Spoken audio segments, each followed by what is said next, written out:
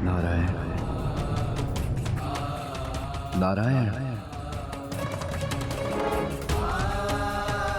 नारायण।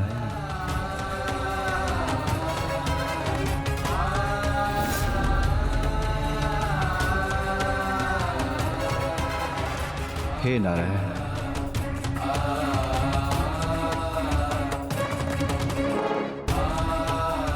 नारायण नारायण नारायण।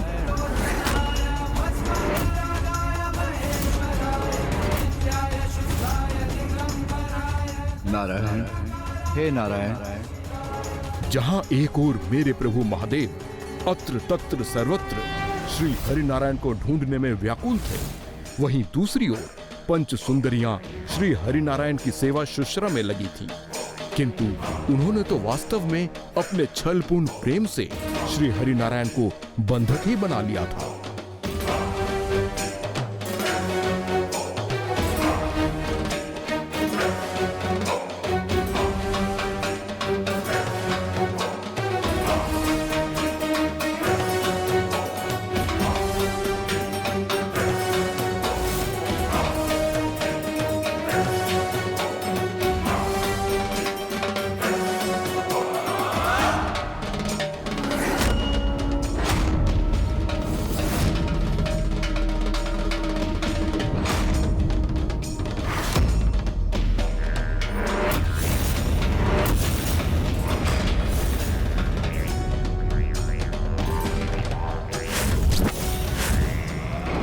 पूर्ण सुरक्षा एवं अभेद भवन में श्री हरिनारायण को रोकने के पश्चात भी उनके मन में एक भय सदैव व्याप्त रहा।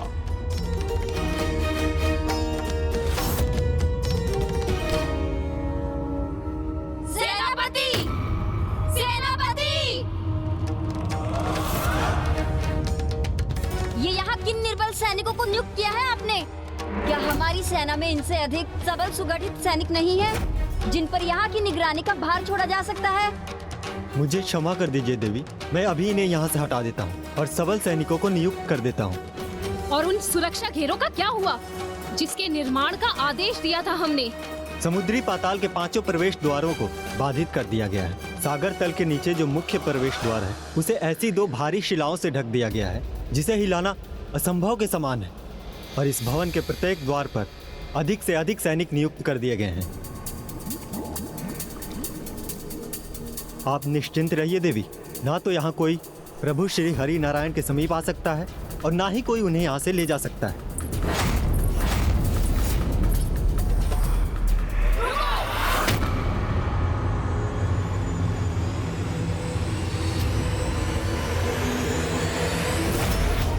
कौन हो तुम? क्यों आई हो यहाँ? यहाँ किसने भेजा है तुम्हें? देवी लक्ष्मी ने। नहीं देवी, मुझे तो किसी ने नहीं भेजा। मैं तो एक साधारण दासी हूँ जो यहाँ जल रखने आई हूँ। हाँ देवी, ये तो एक सेविका मात्र है और इसे कुछ ही समय पूर्व ही नियुक्त किया गया है। सावधान सेनापति! कोई भी नवीन सेविका प्रभु हरि नारायण के कक्ष में कदापि प्रवेश नहीं करेंगी। मात्र और मात्र वो ही सेविका प्रवेश कर सकती है जिन्हें हमने नियुक्त किया है, और कोई भी नहीं। इधर तो पंच सुंदरियां नारायण को और भी अधिक कड़ी सुरक्षा में बांध रही थीं, जिससे कोई भी उनके निकट ना पहुंच सके। और उधर देवी लक्ष्मी पूर्ण रूप से निराश हो चुकी थी और देवताओं को भी कुछ नहीं सूझ रहा था। तो जब सभी निरुपाय हो जाते हैं तो फिर एकमात्र उपाय कैलाश ही शेष रह जाता है। गौरीपुत्र,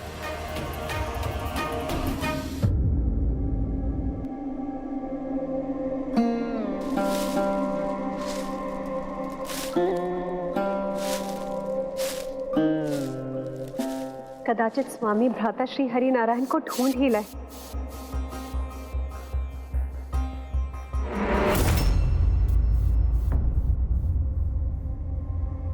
ये तो देवी लक्ष्मी अकेली ही आ रही है यहाँ।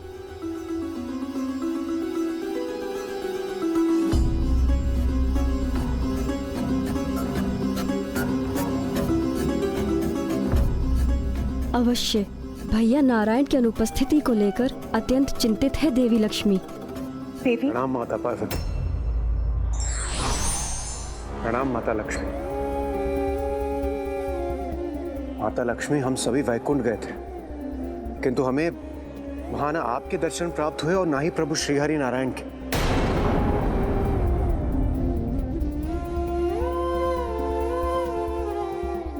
प्रभु कहाँ है माता? हमें उनके दर्शन क्यों प्राप्त नहीं हो रहे? माता, उनके बिना सृष्टि का पालन सुचारू रूप से संपन्न नहीं हो पा रहा है। हाँ माता, कहाँ चले गए हैं प्रभु श्री हरि नारायण?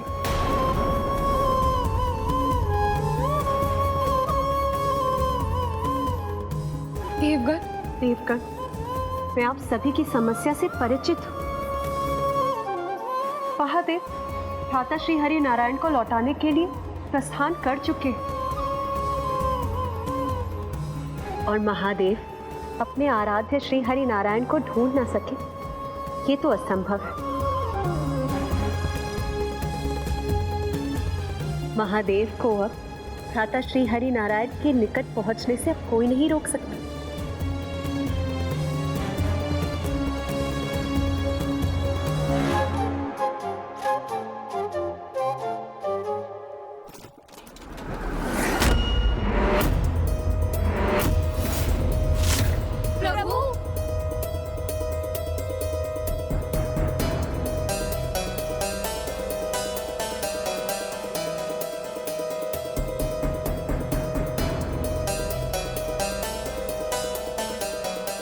प्रभु की कृपा से हमारा भय, हमारा भ्रम ही प्रमाणित हुआ। हमारे प्रभु तो यही स्थित है, सर्वथा सुरक्षित है।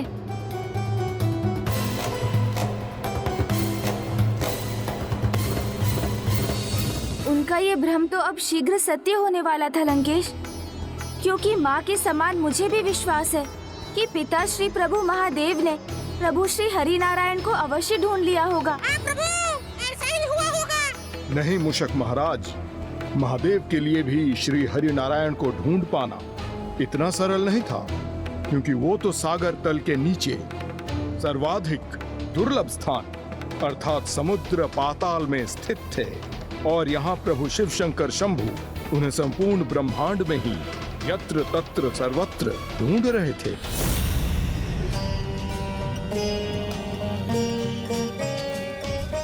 हे नारायण, मैं आपको कहाँ ढूंढूंगा?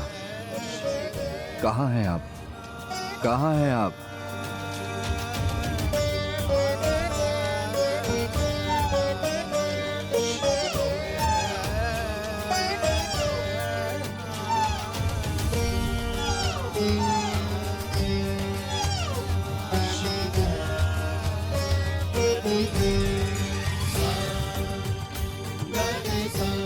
हे नारायण, ये कस्तूरी मृग को भी अपना लक्ष्य प्राप्त हो गया,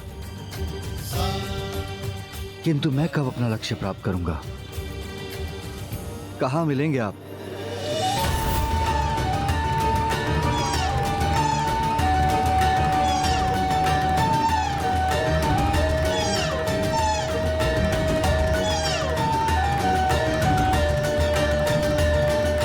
मिल गए नारायण।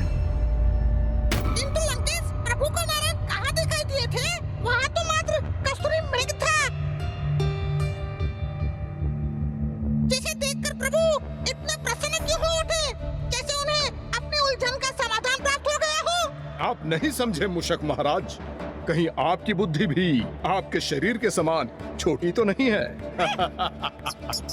रुकिए लंकेश, मैं मूषक जी को समझाता हूँ। आप जल ग्रहण कीजिए ना।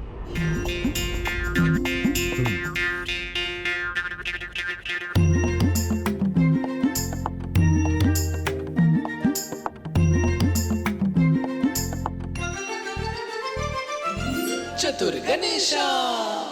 मूषक जी, कस्तूरी मृग के नाभि स्थल से कस्तूरी की सुगंध आती है, किंतु अपने भीतर की इस सुगंध से अनभिज्ञ वो मृग कस्तूरी के स्रोत को ढूंढते हुए यहाँ वहाँ भटकता रहता है, जबकि उसे ये ज्ञात ही नहीं रहता कि वो जिसे ढूंढ रहा है वो तो उसके भीतर ही समाहित है।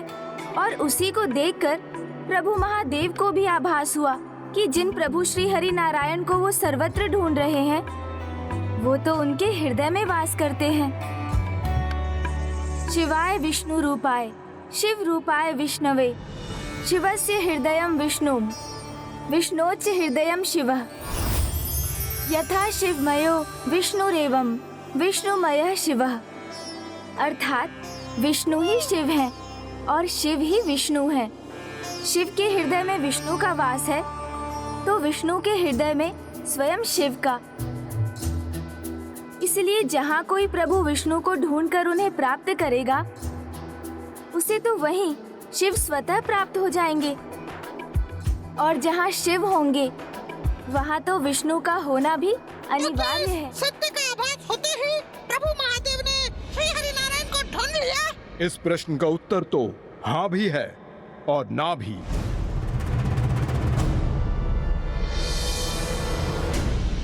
जो मेरे हृदय में वास करते हैं, उन्हें सर्वत्र क्यों ढूंढ रहा हूं मैं?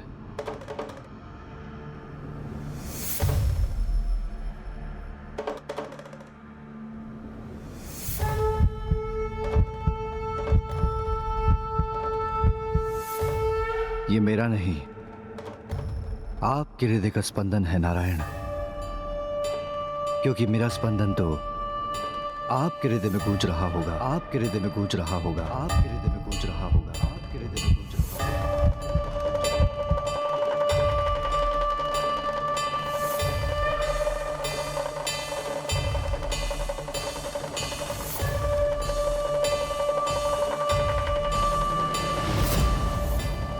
ये कैसी ध्वनि है?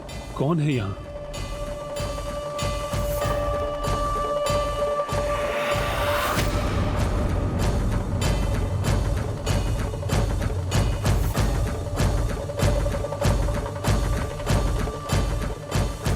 आप क्या ढूंढ रहे हैं प्रभु?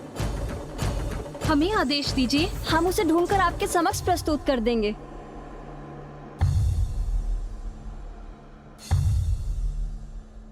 मेरे वक्ष में जो हृदय का स्पंदन गुंजायमान हो रहा है, ऐसा प्रतीत होता है जैसे ये किसी और का है, किंतु किसी और का होते हुए भी बहुत अपना सा प्रतीत हो रहा है।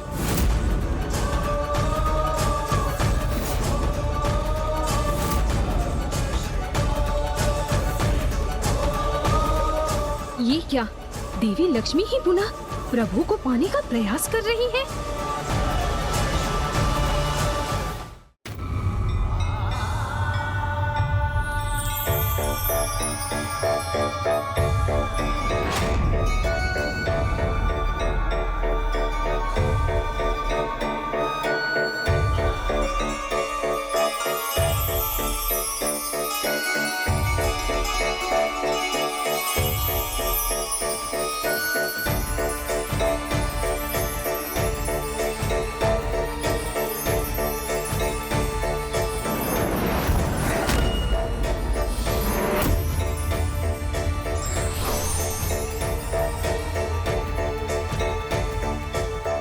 नारायण,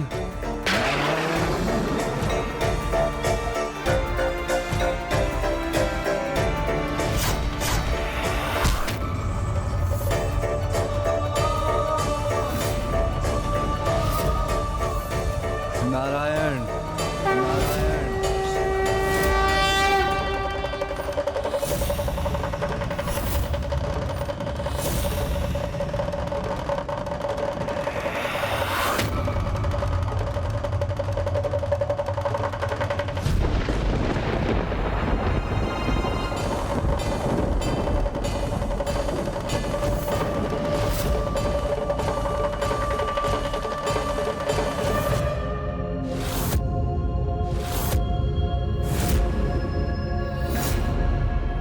ये स्वर एक परिचित सा आभास क्यों करा रहा है मुझे? ऐसा प्रतीत हो रहा है जैसे जैसे मैं इस स्वर से युगों युगों से परिचित हूँ।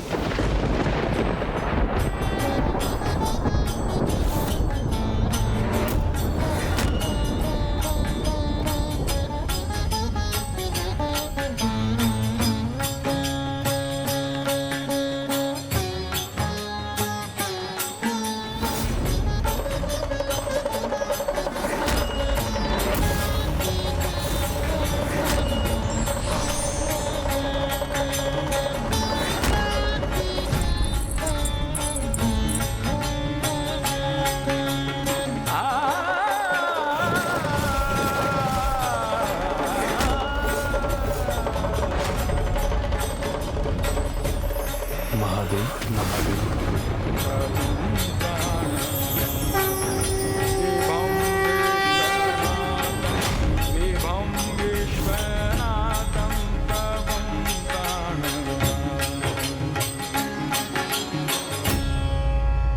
ये मैंने क्या कहा अभी? किसके नाम का उच्चारण किए?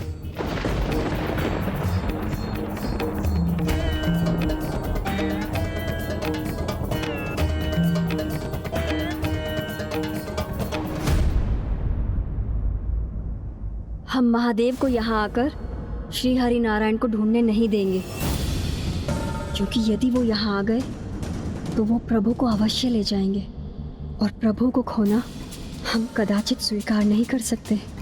नहीं, हम इन्हें कदापि नहीं खोएंगे। इसके लिए हम इन्हें क्रियान्वित करेंगे, जो यहाँ किसी को प्रवेश करना तो दूर, दृष्टि तक नहीं डालने देंगे।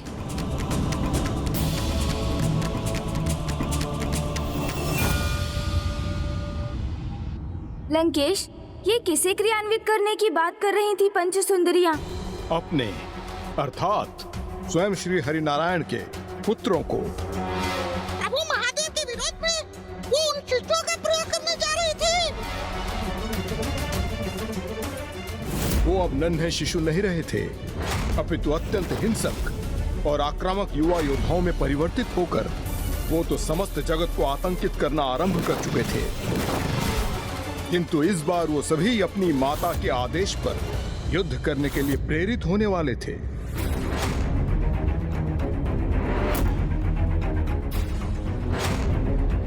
हम सभी प्रभु श्री हरिनारायण की संतानें हैं।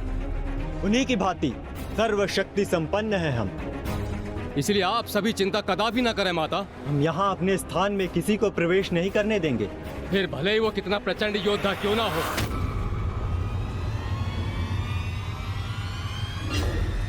हाँ माता, अब चिंता की कोई आवश्यकता नहीं है, क्योंकि ना प्रभु के धनुष से साधे हुए बाण अपने लक्ष्य से भटकता है और ना ही उनके धनुष के हाथ के अंश से जन्मे इस सटीक का।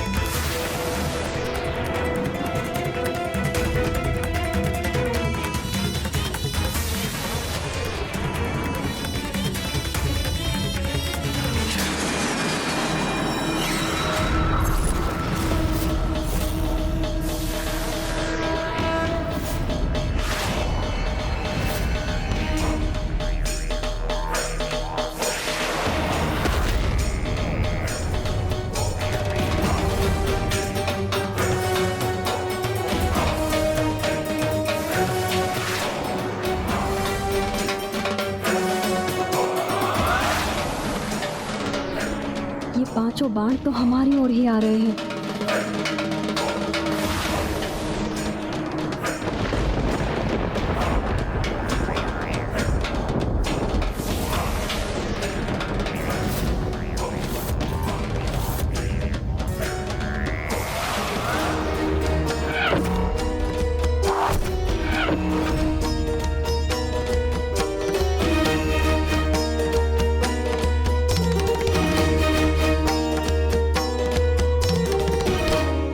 अपने इस पुत्र का प्रणाम स्वीकार कीजिए माताओं।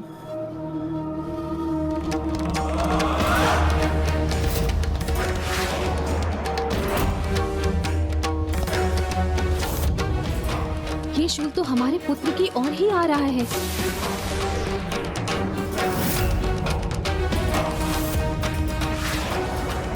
दिव्यांश के होते हुए आपको चिंता करने की आवश्यकता नहीं है माता, क्योंकि नारायण के उस हाथ के अंश से मैंने जन्म लिया है जिसमें वो सुदर्शन चक्र को धारण करते हैं।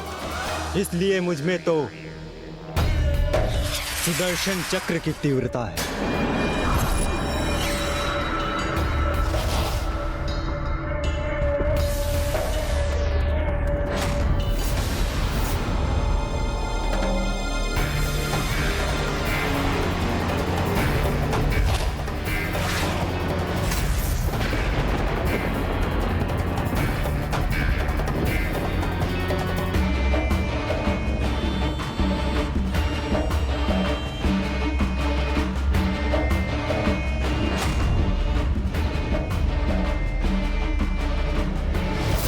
प्रभु श्री हरि नारायण अपने जिस हाथ में गदा धारण करते हैं, मैं उनके उसी हाथ के अंश से जन्मा हूं।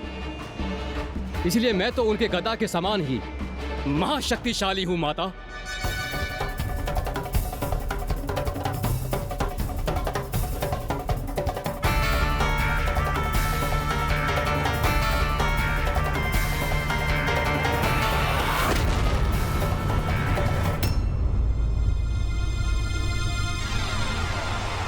मैं तीक्ष्ण प्रभु के खड़ग वाले हाथ से जन्मा हूं। इसीलिए मैं अपने हाथ के वार से कठोर शिलाओं को भी दो भागों में बांट सकता हूं।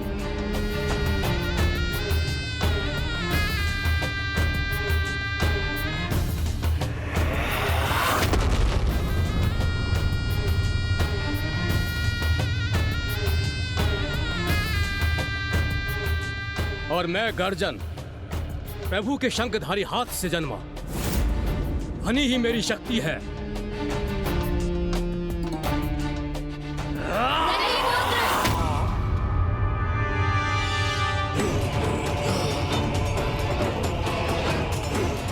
तुम्हें अपनी शक्ति का प्रदर्शन करने की कोई आवश्यकता नहीं, अन्यथा यहाँ पर कोई भी शेष नहीं रहेगा। तुम सभी दिव्य शक्तियों के स्वामी हो और हमारे पास तुम्हें देने के लिए दिव्य अस्त्र भी हैं। फिर तो कोई भी महाशक्ति हमारे समक्ष आ जाए, वो हमारा सामना करने में असमर्थ हो जाएगी।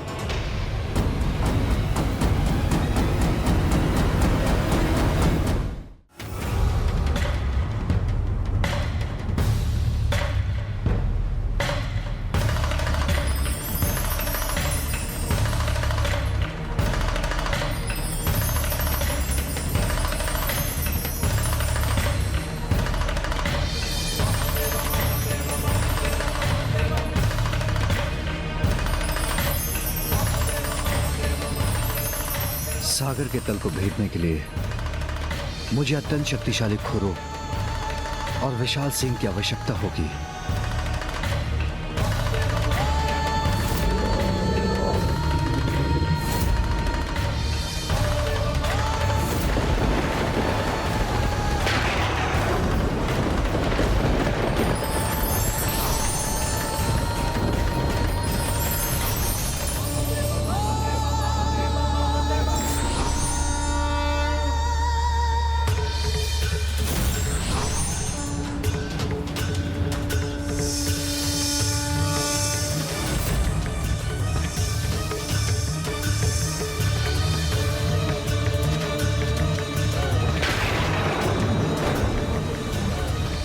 भले ही श्री हरि नारायण कहीं भी स्थित क्यों ना हो, मैं उन्हें अवश्य लौटा कर लाऊंगा।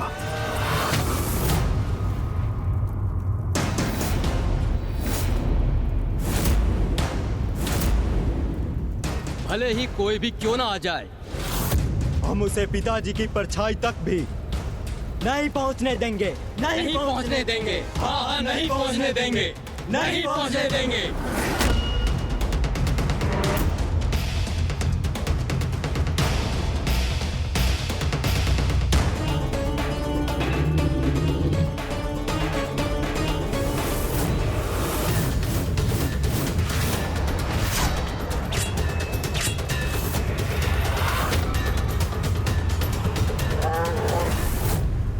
अर्थात लंकेश, अब भीषण युद्ध छिड़ने जा रहा था।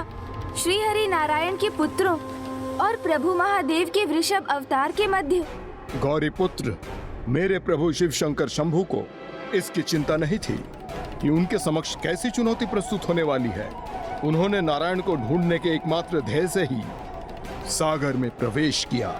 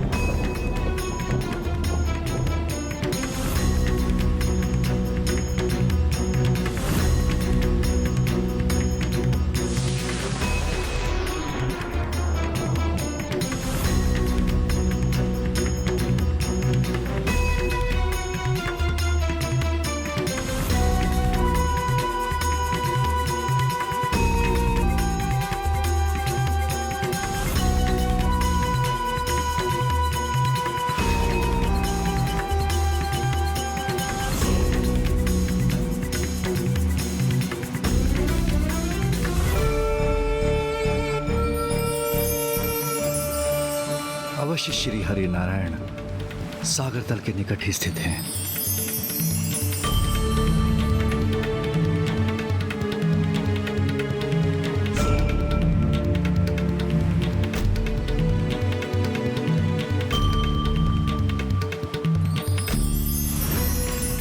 किंतु इसके पूर्व कि मुझे नारायण का संकेत देने वाली ध्वनि तरंगे खो जाएं, मुझे शीघ्र उन तक पहुंचना होगा।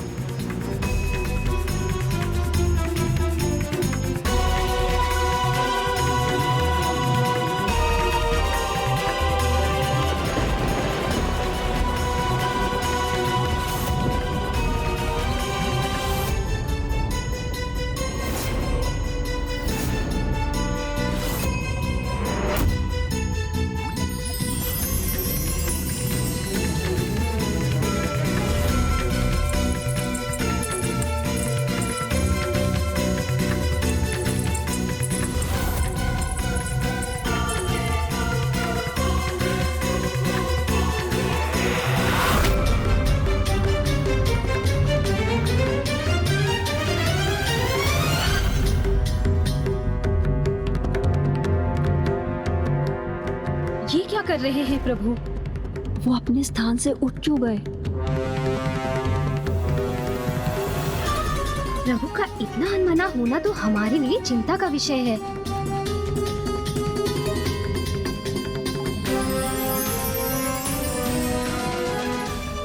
ये कैसा आकर्षण है जो मुझे अपनी ओर खींच रहा है?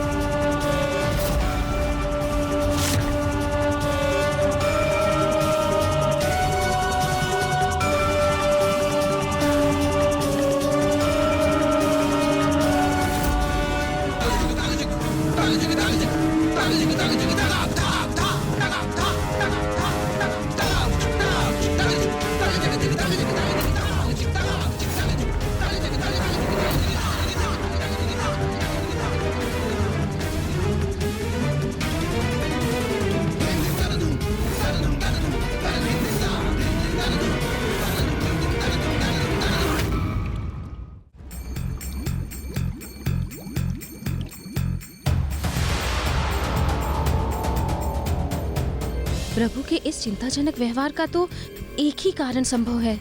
अवश्य ही महादेव उन्हें यहाँ ढूंढते हुए आ रहे हैं, अथवा उन्होंने ही किसी को भेजा है यहाँ पर। तब तो हमने अपने पुत्र को क्रियान्वित करके सर्वथा उचित ही किया है। हमारे पुत्र यहाँ किसी के आगमन को तो रोक सकते हैं, किंतु इन्हें यहाँ से प्रस्थान करने से रोकने के लिए कोई व्यवस्था अवश्य करनी होगी। तब तो हमें प्रभु को ऐसे स्थान पर स्थित करना होगा जहाँ पर किसी का भी आभास उन तक ना पहुँच सके।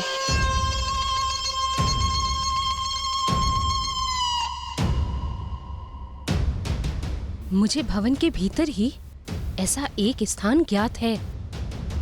उचित है ये। भवन के भीतर की स्थिति हम संभाल लेंगे और हमारे पुत्र यहाँ आ रहे हर व्यक्ति को रोककर बाहर की सुरक्षा सुनिश्चित करेंगे।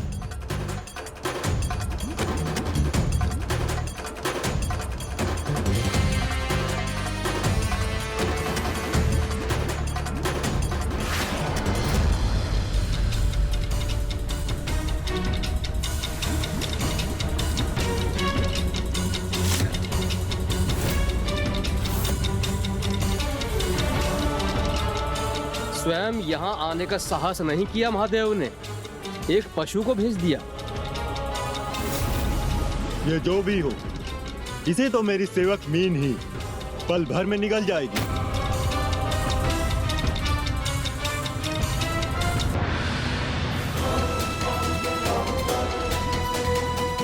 कदाचित मेरे श्री हरिनारायण तक पहुंचने का माध्यम यही अस्त्र है। इससे पूर्व कि ये लुप्त हो जाए, मुझे इसका पीछा कर इसके स्रोत तक शीघ्र पहुंचना होगा।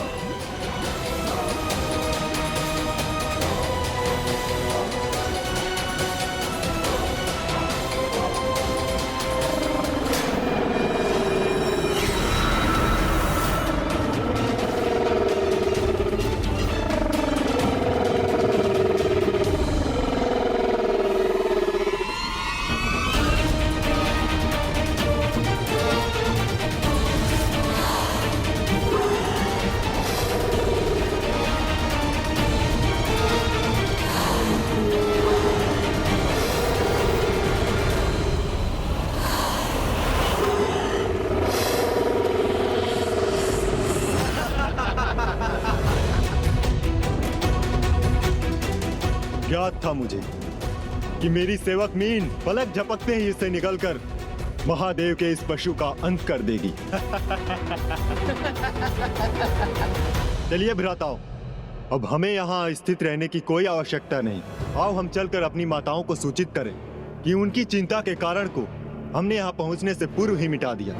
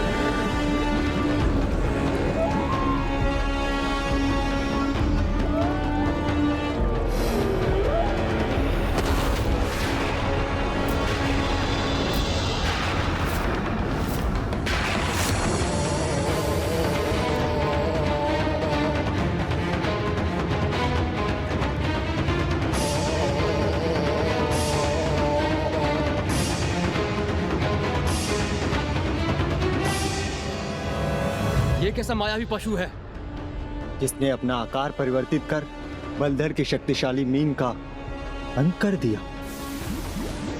अब कहीं ये हम पर ही तो आक्रमण करने नहीं जा रहा है। इस दुष्ट वृषभ ने मेरी सर्वाधिक प्रिय मीन का वध किया, जिसका दंड मैं अवश्य दूंगा इसे।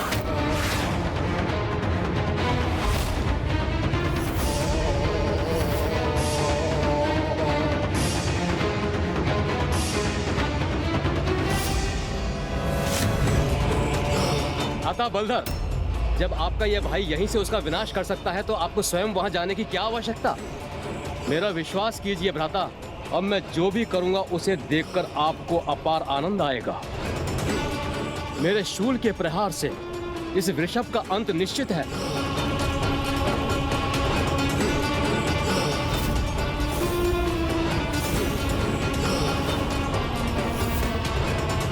अपनी प्रथम पराजय के उपरांत भी उन विष्णु पुत्रों का विवेक जागृत नहीं हुआ और वो प्रभु शिव शंकर शंभु के अवतार से युद्ध करने के लिए प्रस्तुत हो गए। प्रभु के अवधूत अवतार के समय देवराज इंद्र के उदाहरण से ये सीख तो हम प्राप्त कर चुके हैं कि जिन्हें शक्ति और पद का अहंकार हो जाता है, वो उस अहंकार से भ्रमित होकर अपनी वास्तविकता भूल जाते हैं।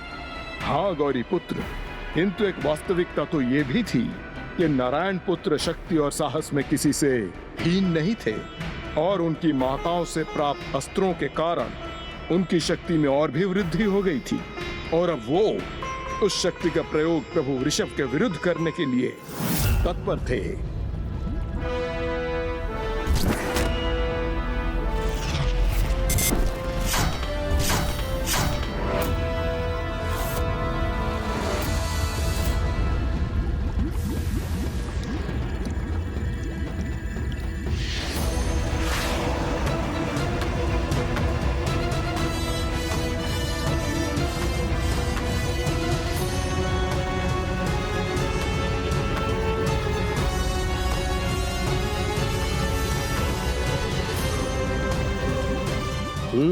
तो वहां है वो दुस्साहसी वृषभ।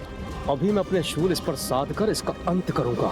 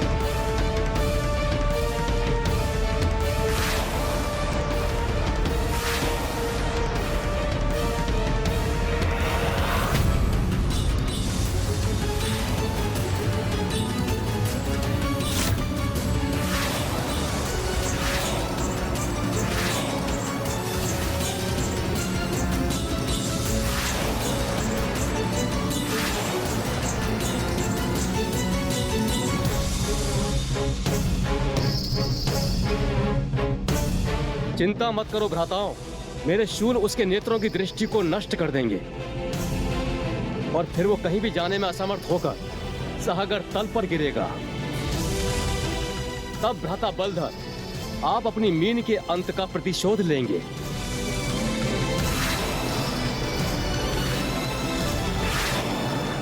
इस विचित्र जीव का अंत तो अब निश्चित है। उचित कहा भ्राता, अब इसके पास अपने बचाव का कोई मार्ग शेष नहीं। यदि मेरे शूल अपने लक्ष्य पर वार करने में सफल हुए तो ये आहत होगा ही, किंतु यदि वैसा ना भी हुआ, मेरे शूल आपस में टकराव उत्पन्न कर ऐसा भीषण विध्वंस करेंगे जिससे ये वृषभ क्षण भर में अपने प्राण त्याग देगा।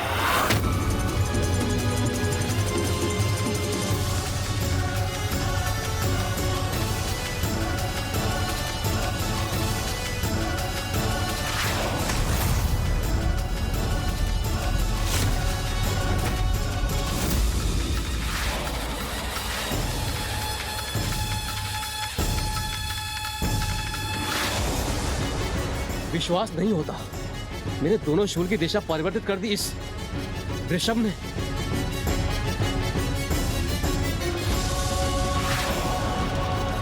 सटीक, ये हमारा वार तो हम ही पे भारी पड़ रहा है। यदि ये दोनों शूल आपस में टकरा गए तो हम में से कोई भी शेष नहीं रहेगा।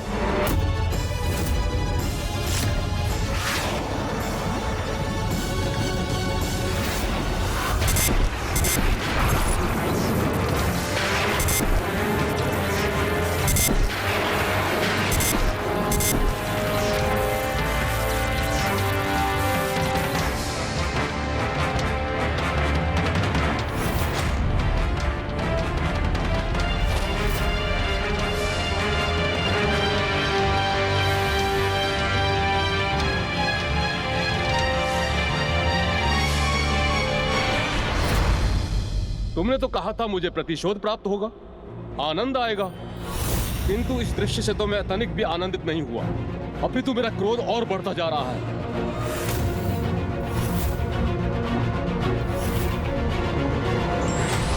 परंतु अब जो दृश्य मैं प्रस्तुत करूंगा उससे अवश्य ही आनंदित होंगे हम।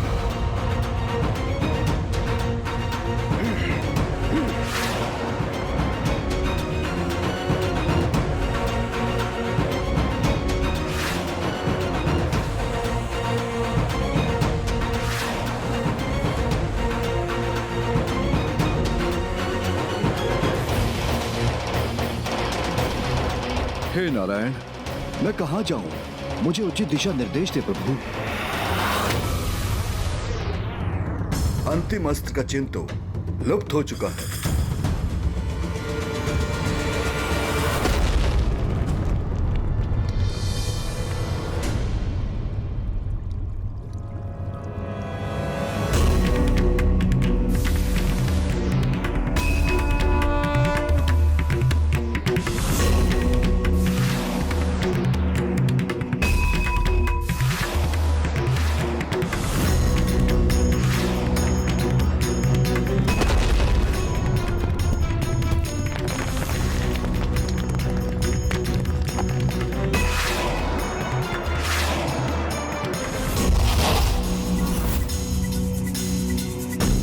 तुम्हारे शूल प्रहार से तो ये विचित्र प्राणी सुरक्षित बच गया, किंतु अब ध्वस्त होते इन पर्वत के शिलाखंडों से कैसे बचा पाएगा अपने आप को?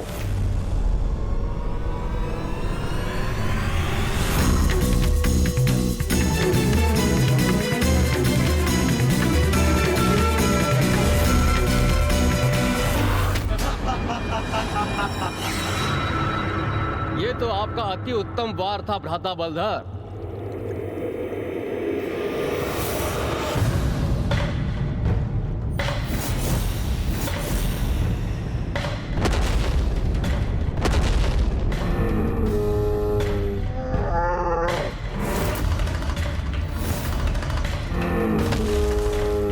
ऐसी क्या शक्ति है इसमें जो बार बार हमारे वारों से सुरक्षित हो रहा है? ये इसकी शक्ति तो जैसी भी हो, यहाँ कदापि नहीं पहुंच पाएगा।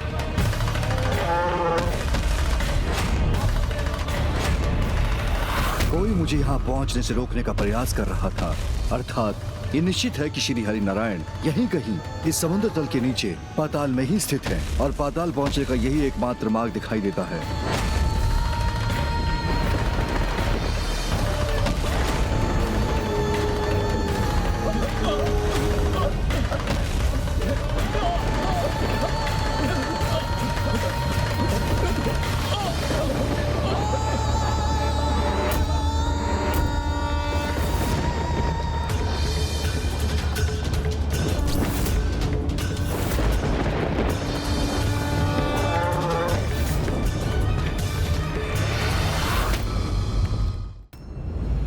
संकट निकट है, इसलिए हमें जो भी करना है शीघ्र ही करना होगा। यदि ये महादेव है जिनका आगमन यहाँ हो रहा है और यदि हमारे पुत्र उन्हें रोकने में असमर्थ हो गए तो उनकी मात्र एक झलक पाकर ही प्रभु श्री हरि नारायण को सारी स्मृति लौट आएगी। श्री हरि नारायण पुनः देवी लक्ष्मी के पास लौट जाएंगे और हम ऐसा कदापि नहीं होने दे सकते।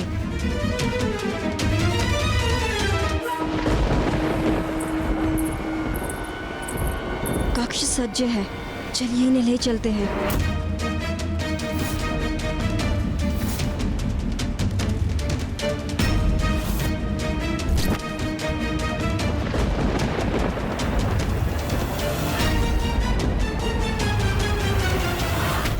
मुझे ऐसा आभास क्यों हो रहा है कि हम पर कोई आक्रमण करने का प्रयास कर रहा है?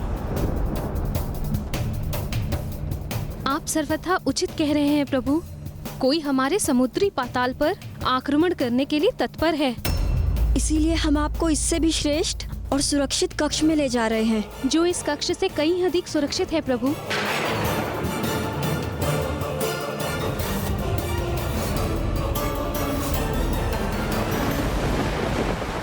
किंतु यदि कोई हम पर आक्रमण कर रहा है तो मुझे उसका सामना करना चाहिए।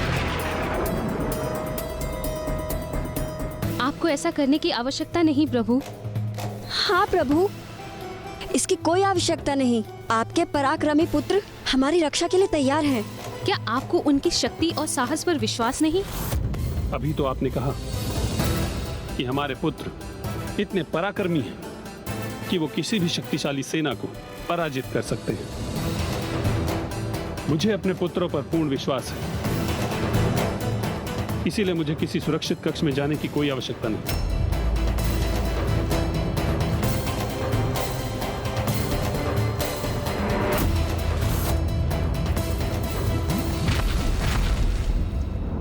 ये आपकी सुरक्षा के लिए नहीं है प्रभु, ये तो हमारे लिए अनिवार्य है। हाँ प्रभु, हमारी सुरक्षा के लिए हमारे पुत्रों ने वहाँ जाने के लिए कहा है। अगर आप हमारे साथ वहाँ होंगे तो हमें और सुरक्षा का आभास होगा।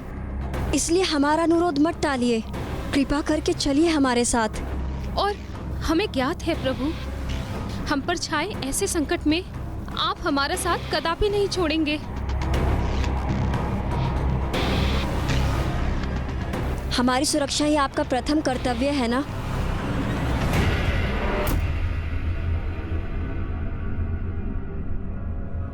उचित है, आपकी सुरक्षा मेरा प्रथम दायित्व है।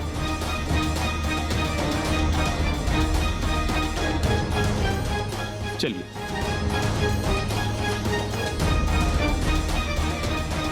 वो पंचसुंदरियां तो प्रभु से वही करवा रही थी जो वो चाहती थी। जैसे मैंने पूर्व में भी कहा था, जो सभी के साथ छल करते हैं, अब पंच सुंदरियां उन्हीं को ही छल रही थीं। प्रभु की प्रत्येक लीला के पीछे कोई ना कोई कारण तो अवश्य होता है, और ये भी उनकी ही लीला का भाग होगा, जिससे संसार को कोई महान सीख प्राप्त हुई होगी। श्री हरि नारायण की लीला का तो ज्ञात नहीं, किंतु मेरे प्रभु शिव शंकर शंभू के पाताल गमन का समय अवश्य आ गया था।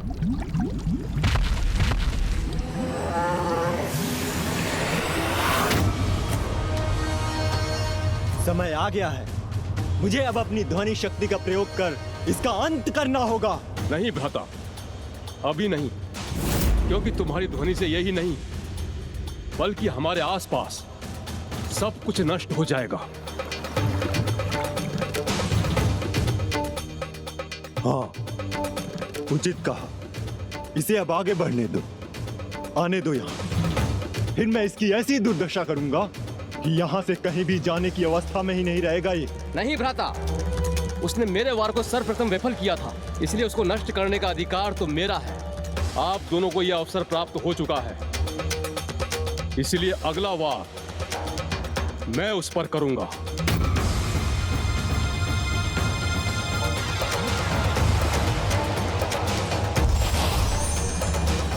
मेरे पास एक अन्य सुझाव है।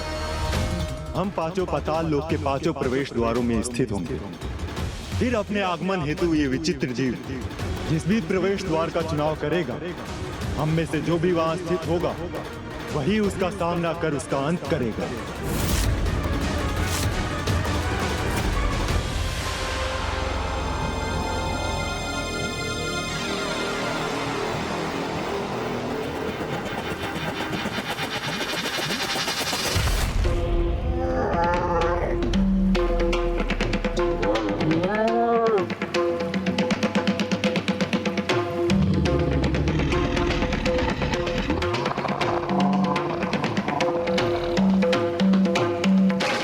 तो प्रवेश करने के ये 5 द्वार हैं।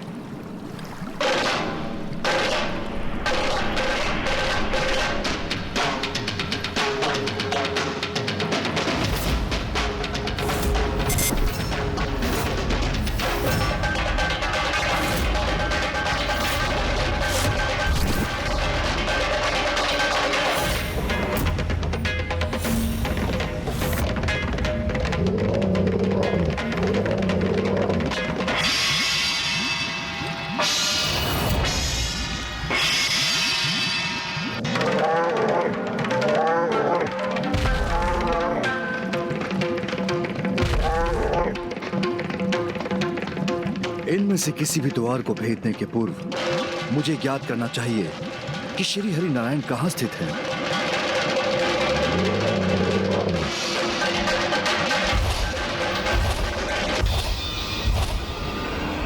उनकी स्थिति का तो आभास हो रहा है मुझे, किंतु वो यहाँ कहाँ है? हे नारायण, आप कहाँ हैं? हे नारायण, आप कहाँ हैं? हे नारायण, आप कहाँ हैं? नारायण, आप कहाँ हैं?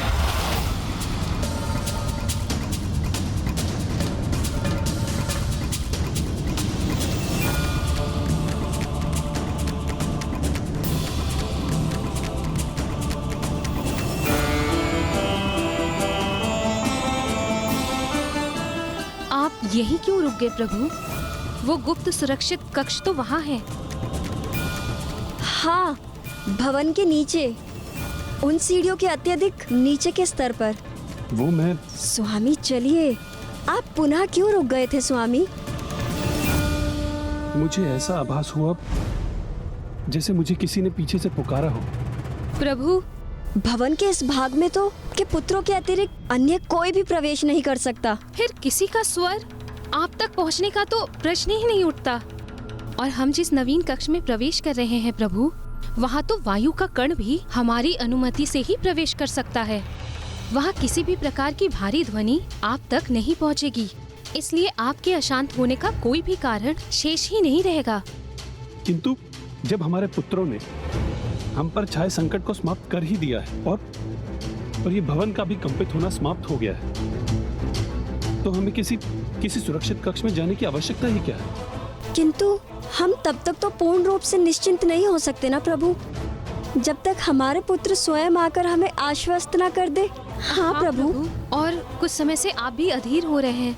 वो एकदम शांत कक्ष है, जहाँ कोई भी बाहरी ध्वनि भीतर नहीं पहुँच सकती। आपका मन भी शांत हो जाएगा। चलिए प्रभु, हम वहीं चलते हैं। कदाचित यही उचित रहेगा। चलिए।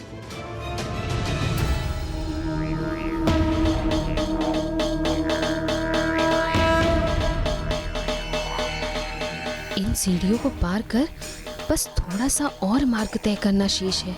फिर एक बार हम सभी प्रकार से सुरक्षित उस कक्ष में पहुंच गए तो किसी का स्वर तो क्या, किसी के होने का आभास भी नहीं पहुंच सकेगा वहां, क्योंकि उस कक्ष की रचना ही कुछ इस प्रकार से हुई है।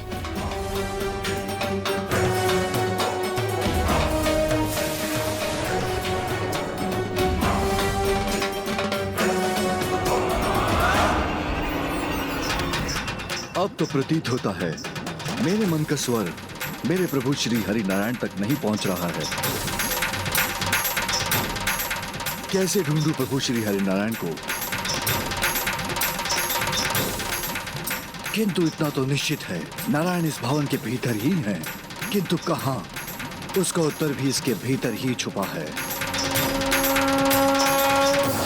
अब ये आगंतुक पशु जिस भी द्वार से प्रवेश करने का प्रयास करेगा, वहीं पर इसका अंत भी होगा।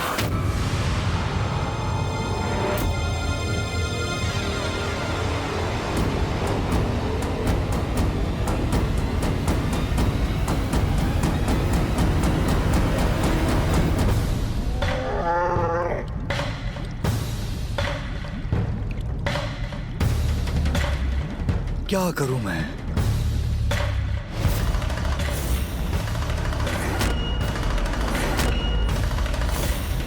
महादेव, मेरे डमरू का नाद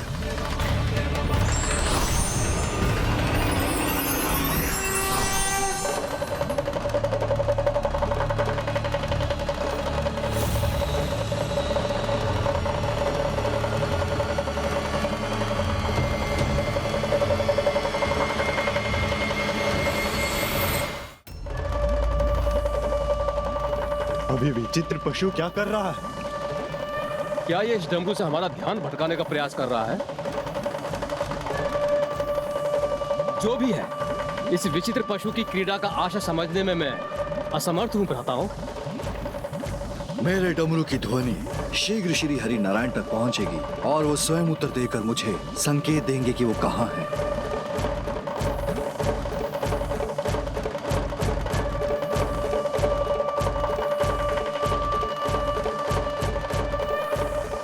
डमरू का नाद अर्थात महादेव निकट ही है। नहीं, किसी भी प्रकार से उनकी भेंट श्री हरि नारायण से नहीं होने देंगे। श्री हरि नारायण ने भी उन्हें देख लिया तो कदाचित इससे उनका स्मरण पुनः लौट सकता है।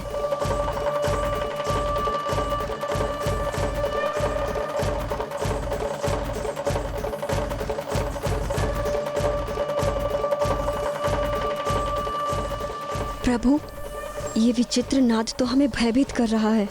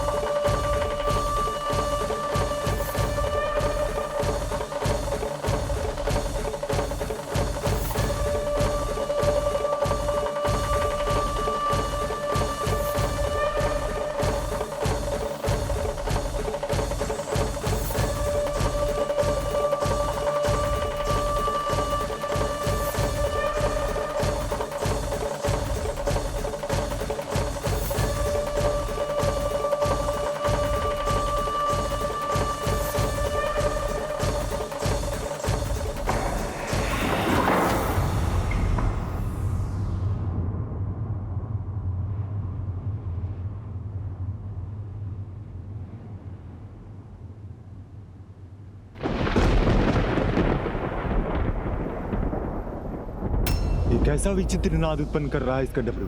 प्रभु की ओर से कोई उत्तर अवश्य आएगा।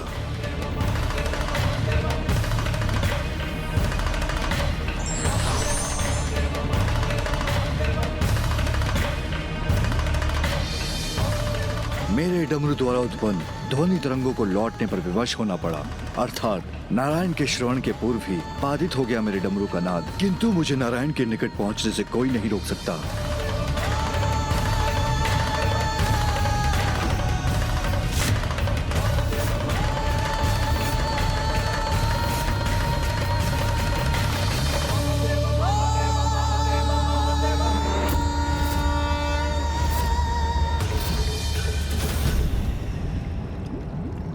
मुझे ज्ञात है कि श्री हरि नारायण तक पहुंचने के लिए क्या किया जाना चाहिए।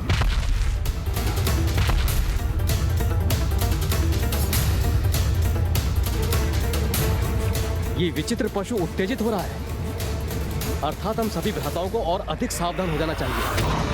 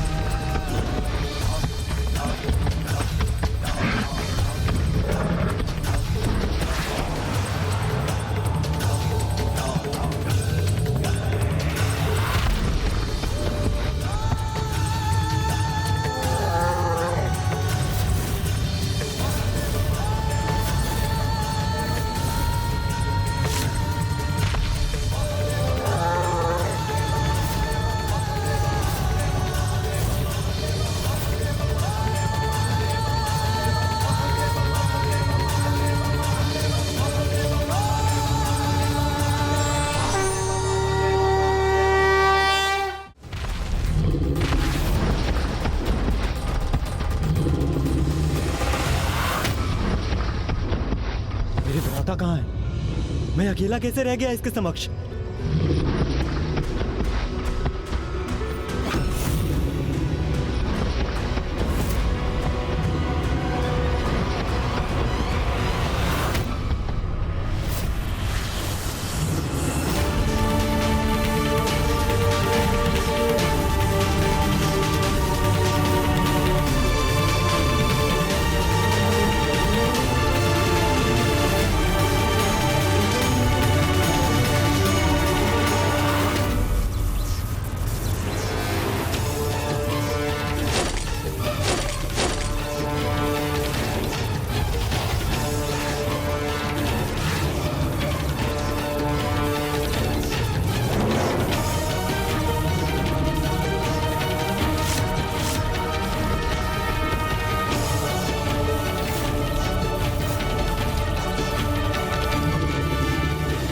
महादेव के विचित्र पशु, अब तुम मेरे नियंत्रण में हो।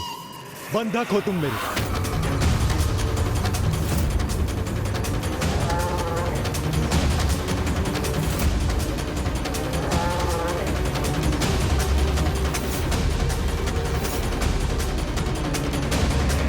प्रभु, उनके जाल में उलझ गए। कैसे?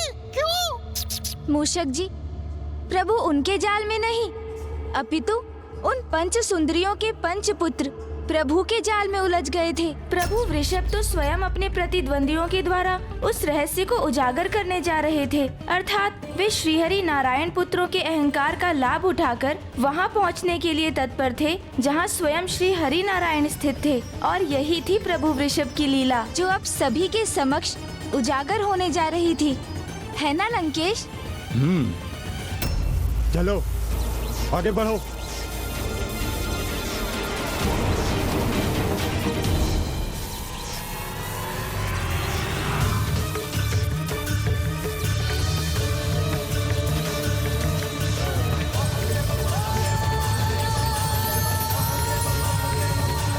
प्रभु श्री हरि नारायण के पश्चिम अर्थात मैं उच्च स्थान पर हूँ।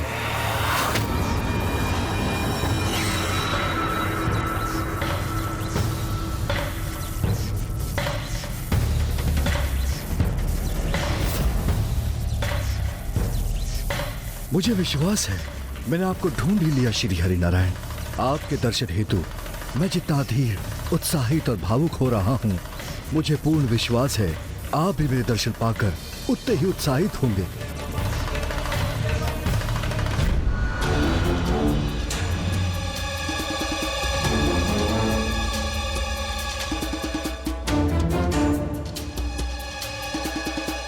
प्रभु, आपको यहाँ की व्यवस्था उचित तो लगी ना?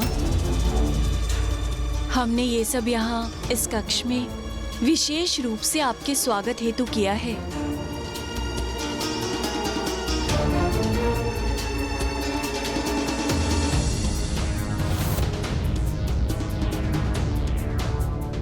कौन है ये? किसके आगमन का आभास हो रहा है मुझे?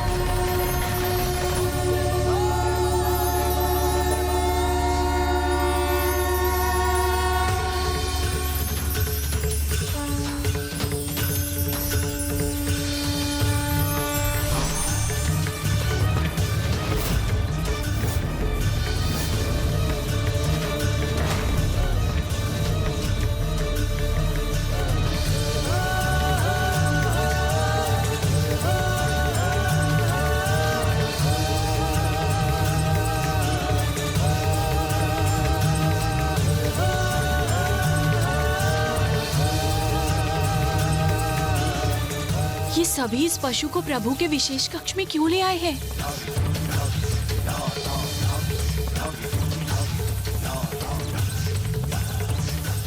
ये नारियां कौन हैं जो मेरे प्रभु श्री हरि नारायण के चारों ओर उनकी सहभागियों के समान स्थित हैं?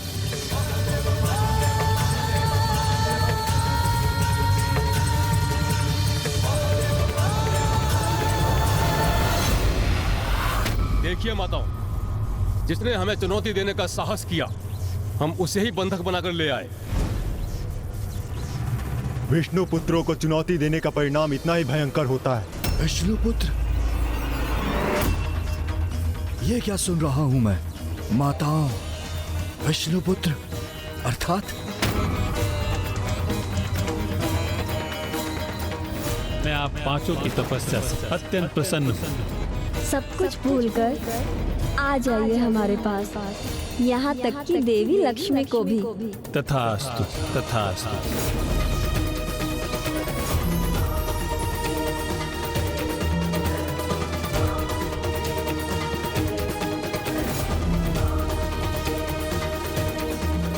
अर्थात प्रभु श्री हरि नारायण तो सब कुछ भूल चुके हैं, मुझे भी। किंतु ऐसा कैसे संभव हो सकता है? मेरे प्रभु मुझे कैसे भूल सकते हैं? कदाचित मैं अपने वास्तविक रूप में नहीं, इसलिए वो मुझे पहचानने में असमर्थ हैं। पुत्रों, इस विचित्र, मायावी और भयंकर पशु को यहाँ क्यों ले आए? इस गुप्त कक्ष में?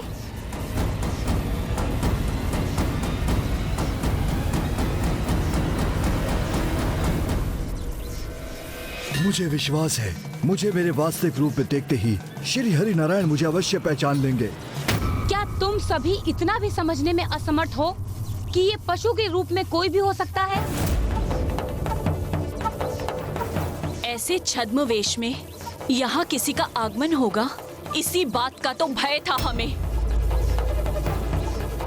और तुम उसे यहीं ले आए, इस गुप्त कक्ष में?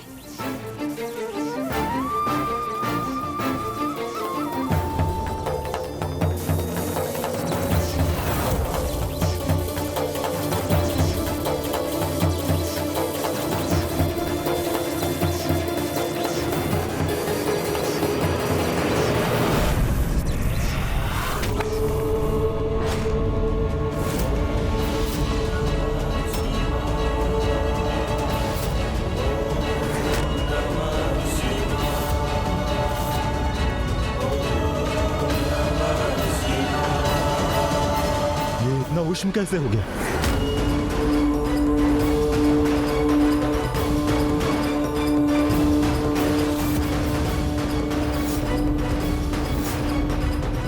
आश्चर्य, ऐसी उष्णता इसमें से कैसे उत्पन्न हुई जिसने इस धातु को ही भस्म कर दिया? हमने तुम्हें सावधान किया था कि इस छद्म वेश में कोई भी हो सकता है। अवश्य ही ये इसकी माया का परिणाम है। देवी उचित कह रही है। कौन है आप? अपने वास्तविक रूप में आइए।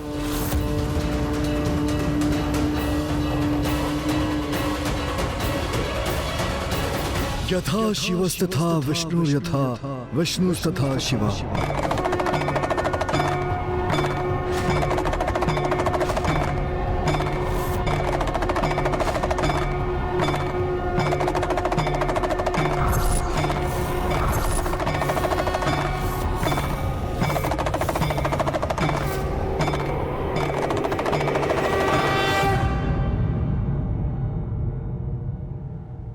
यथा शिवस्तथा विष्णु यथा विष्णुस्तथा शिवा।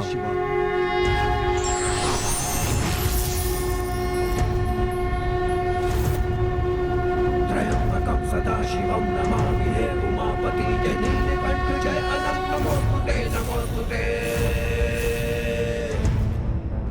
हो भोलेनाथ भक्तों के हो कष्ट से निवारते, ये सृष्टि सारी संकटों से शिव ही है उबारते। शिव? तो ये शिव ही है जो इस रूप में यहाँ पहुँच गए हैं। प्रभु ने इन्हें पहचान लिया तो अनर्थ हो जाएगा। तो हम महादेव को ही ले आए यहाँ। ये कैसी भूल हो गई हमसे? ओम नमः शिवाय, ओम नमः शिवाय, ओम नमः शिवाय, ओम नमः शिवाय।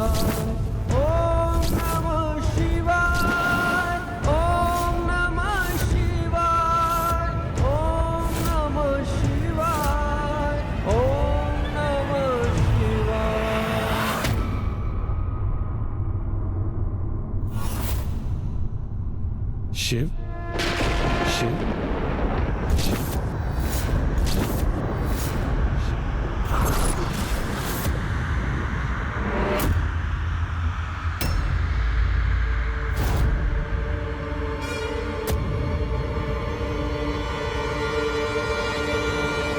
यथा विष्णु तथा शिव अंतरम शिव विष्णुरमा पनाक्पि न विद्यते। आप भी मैं हूं और मैं भी आप ही हूं। हम दोनों में कोई भेद नहीं।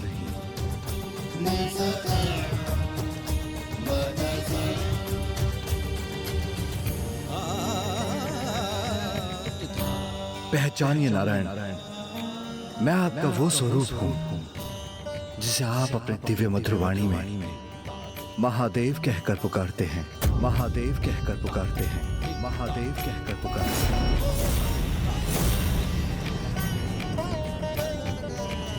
अर्थात जिसकी आशंका थी हमें वही हुआ। महादेव छल से हमारे प्रभु को अपना स्मरण कराकर उन्हें हमसे छीनने आए हैं।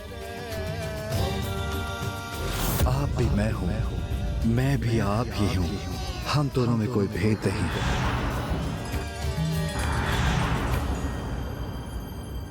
हे श्री हरि नारायण, क्या आप अभी भी मुझे अपने महादेव को पहचानने में असमर्थ हैं? मैंने आपको पहचान लिया महादेव, मैंने आपको पहचान लिया महादेव, मैंने आपको पहचान लिया महादेव।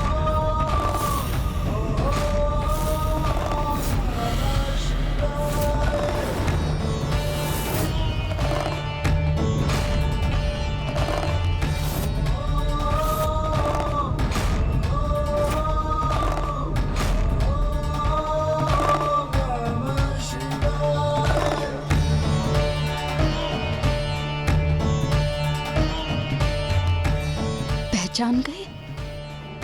नहीं, ये नहीं हो सकता। आप साधारण नहीं, अत्यंत दिव्य हैं, वैरागी भी हैं और महायोगी भी। एक अत्यंत प्रचंड योद्धा भी हैं और भोले भी। आपके समक्ष स्थिर रहकर ऐसा आभास होता है जैसे समस्त संसार का तेज आप में ही समाहित है। इसीलिए आपके आगमन का ऐसा अद्भुत अनुभव हुआ था मुझे। भले ही आप मेरे लिए अपरिचित हैं,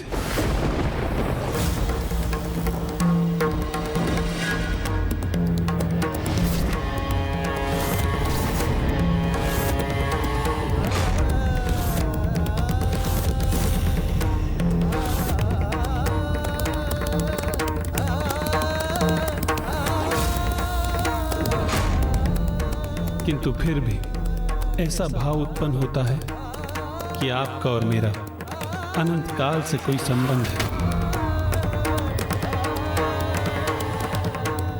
हे परम परमेश्वर, आपको अनेकों धन्यवाद कि स्वामी ने प्रभु महादेव को अभी भी नहीं पहचाना।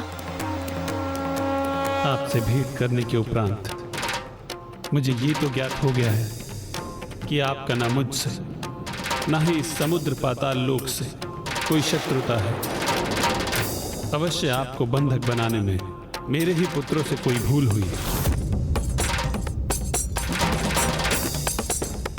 इन सभी की ओर से मैं आपसे क्षमा चाहता हूं महादेव।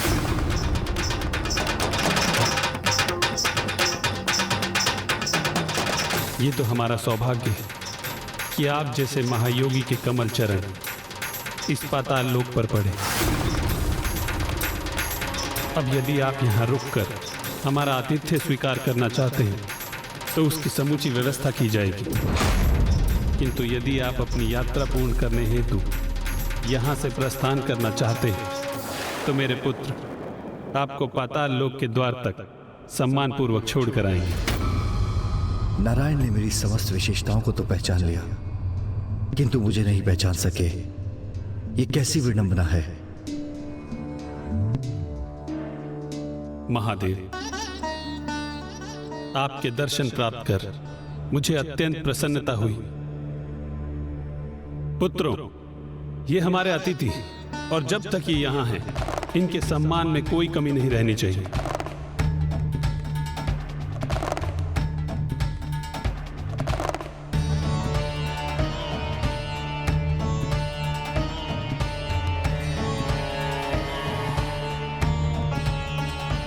अब कोई संकट नहीं है। मुझे अनुमति दीजिए, मुझे मेरे कक्ष में जाना है।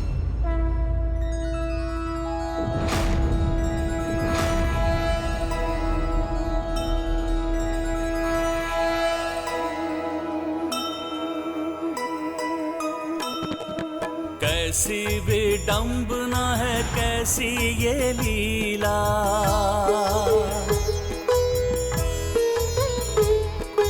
पहचान कर भी ना पहचान पाए। विचलित हैं विष्णु, स्तंभित हैं शिव जी, सामने जो हैं उनको ढूंढते ही जाएं।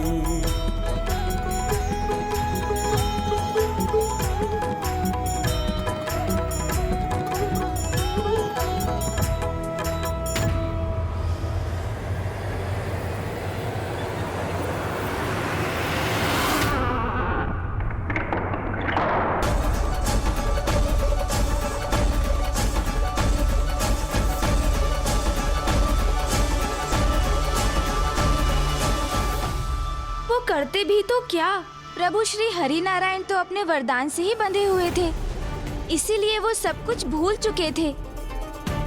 और वैसे भी उचित समय के पूर्व तो कुछ भी नहीं होता।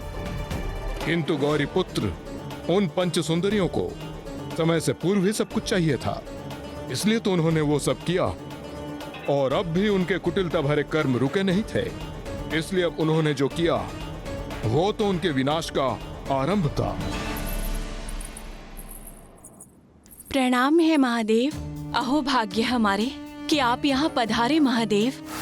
और हमारे प्राणनाथ आपको नहीं पहचान सके, इसके लिए हम क्षमा प्रार्थी भी हैं प्रभु।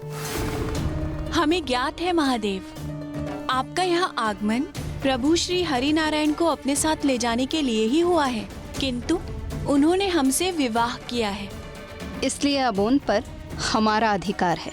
हाँ प्रभु, क्योंकि वो हमारे पति और हमारे पुत्रों के पिता हैं। अब उन्हें हमसे कोई दूर नहीं कर सकता। स्वयं आप भी नहीं महादेव, इसलिए अब आपका यहाँ से प्रस्थान करना ही उचित होगा।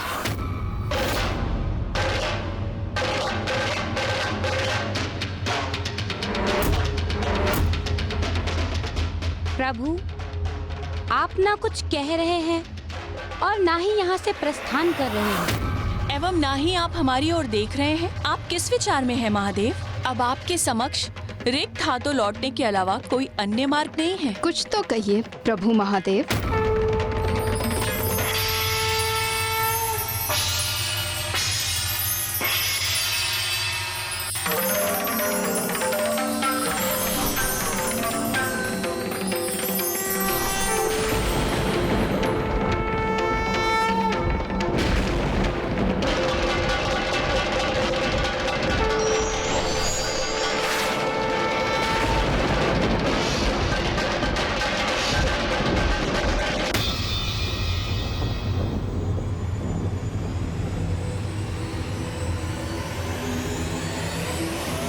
हे देवी, इस अत्यंत महत्वपूर्ण समय में हमें दर्शन देने हेतु आपका कोटि कोटि धन्यवाद। एक नारी होने के नाते आप हमारी व्यथा अवश्य ही समझेंगी। अब आप ही प्रभु को समझाइए ना देवी कि वो हमारे प्राणनाथ को हमसे ना छीने, क्योंकि हमें तो ऐसा आभास हो रहा है जैसे ना वो हमारी प्रार्थना सुन रहे हैं और ना ही वो हमसे कुछ कह रहे हैं। मेरे स्वामी के मर्यादित आचरण के अनुसार तो कभी भी किसी पर स्त्री से अनावश्यक संवाद नहीं करते, और उनका नारी भाग होने के कारण मैं आपकी व्यथा समझकर उसका उचित मार्ग अवश्य सुझाऊंगी। पर आप जो भी मुझसे कहेंगे वो मेरे स्वामी तक अवश्य पहुंचेगा। हे देवी, बस हमारी इतनी सी बात प्रभु के हृदय तक पहुंचा दीजिए कि वो हमसे हमारे पति को दूर करने का अन्याय ना करें। और वो अन्याय जो आप सभी ने देवी लक्ष्मी के साथ किया था। देवी लक्ष्मी के कहने पर श्री हरि नारायण आपके निकट आए, किंतु देवी लक्ष्मी को कहा गया था कि उनके उपकार आप सभी उन्हें ये फल देंगे। उनके पति, उनके स्वामी को यहाँ से लौटने न देकर उनके साथ आप सभी ऐसा छल करेंगे? नहीं देवी, हमने छल नहीं तब किया है। हाँ देवी, प्रभु को पति के रूप में प्राप्त करना तो हमारे तप का फल है। क्या ये ज्ञात है आपको? जिस प्रकार स्वार्थ से की गई सहायता पुण्य नहीं होती, उसी प्रकार छल से प्राप्त किया गया वरदान तप का फल नहीं होता। जो तप आप सभी ने किया वो तप नहीं, एक कपटी युक्ति थी। एक पर पुरुष को प्राप्त करने का अनुचित मोह था। अपनी बहन के प्रति अनुचित ईर्ष्या थी आप सभी की। किंतु अभी भी समय है, आप सभी क्षमा याचना कर अपनी भूल स्वीकार करें।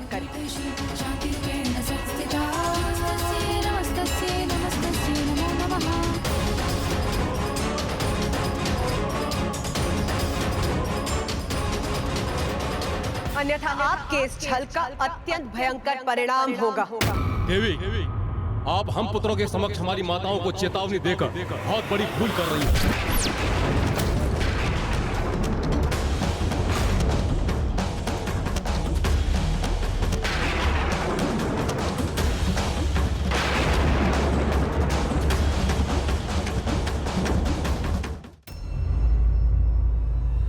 हमारे समक्ष क्रोध प्रदर्शन करने से क्या लाभ देवी?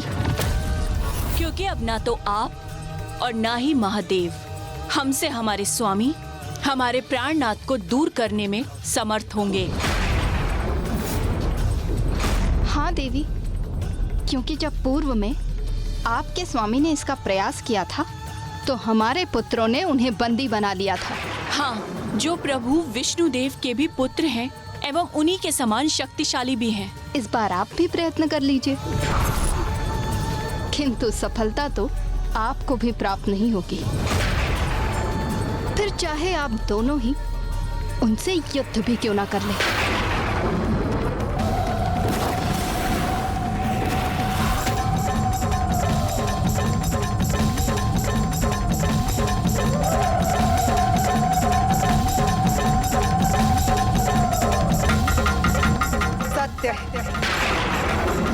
विनाश काले विपरीत बुद्धि। सर्वप्रथम आपने अपना विवेक खोया और अब अपनी जीवा पर भी नियंत्रण खो चुकी हैं आप। बहुत अहंकार है ना आपको अपने पुत्रों की शक्तियों पर।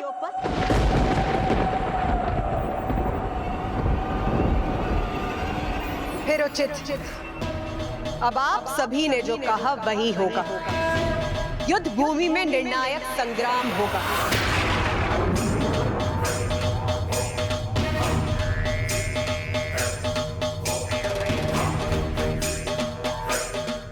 उचित है तो इस युद्ध हेतु अवस्था भी स्थिर है।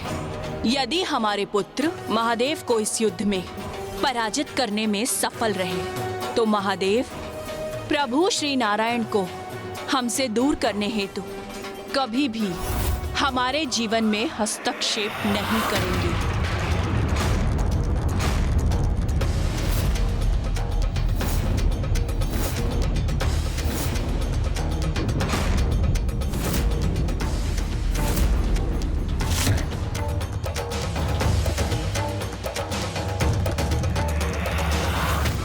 इस प्रकार आरंभ हुआ प्रभु महादेव के वृषभ अवतार और श्री हरि नारायण के 5 पुत्रों के मध्य वो युद्ध, जो वास्तव में धर्म और अधर्म के मध्य एक महायुद्ध था। अकेले प्रभु के समक्ष वो 5 भाई थे। उस अवस्था में भी वो विष्णु पुत्र किसी अन्य से भी सहायता प्राप्त करने उन्हें भी अपने साथ ले आए।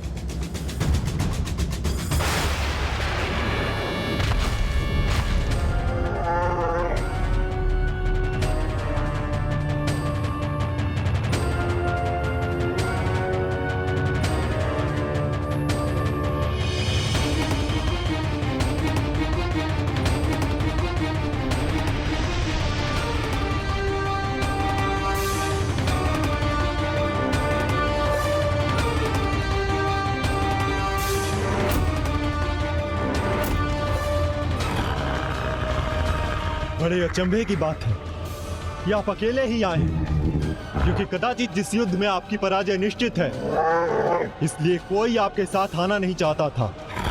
किंतु हम तो अपने साथ आसुरी बवंडर लाए हैं।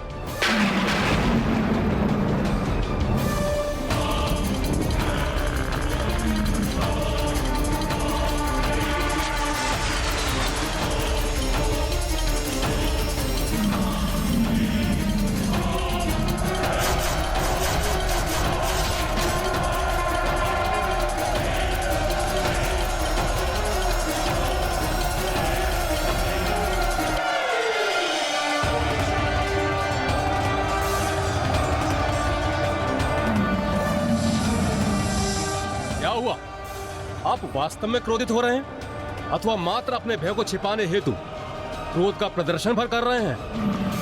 कदाचित अपने समक्ष इतनी विशाल सेना को देखकर विचलित हो उठे हैं आप।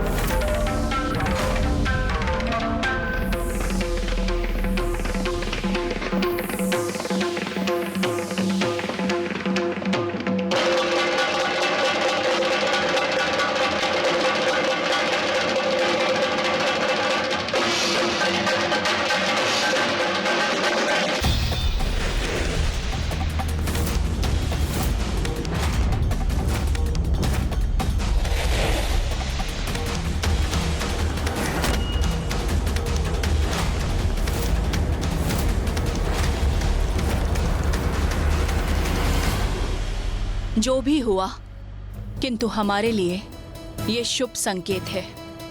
प्रभु श्री वृषभ के समक्ष कोई भी असुर जीवित नहीं रह सकता, किंतु हमारे पुत्रों को कोई क्षति नहीं पहुंची।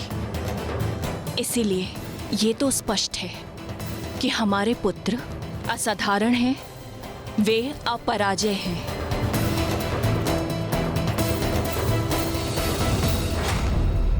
बस बहुत हुआ, अब तुम नहीं हम वार करेंगे।